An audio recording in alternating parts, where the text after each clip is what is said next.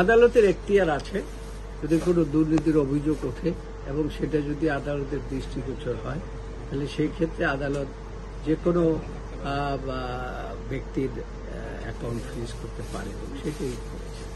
সেক্ষেত্রে মানে আপনি মনে করেন যে এতদিন আমরা বার্তা পুলিশের অন্য কর্মকর্তা যারা দুর্নীতিবাজ এখন বা পুলিশের, তিনি তো এখন চাকরিতে নাই, কাজেই এই তার যে বিরুদ্ধে যে এলিগেশন আগেও ছিল, কিন্তু তখন তো তিনি চাকরিতে ছিলেন, কেউ তাকে টাচ করতে পারেননি।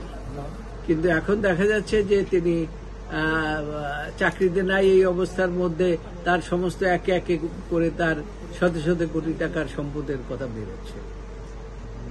পুলিশের অন্য দুর্নীতিবাজ কর্মকর্তা যেন বার্তা কিনা এটা, যে এটা তোমরা দুর্নীতি করেছো, এইটা বার্তা তো অনেক আগে দেশে, সারা দেশে তো দুর্নীতি ছেয়ে গেছে। কারণ দুর্নীতিতে এমন ভাবে চলছে, সমাজের রন্ধ্রে রন্ধ্রে দুর্নীতি ছেয়ে গেছে। কাজে দুর্নীতির কারণেই তো ব্যাংকগুলো ধ্বংস হয়ে গেছে এবং আজকে ফরেন কারেন্সি নাই, আজকে জিনিসপত্রের দাম বেড়ে যাচ্ছে। এগুলো তো সব দুর্নীতির ফল।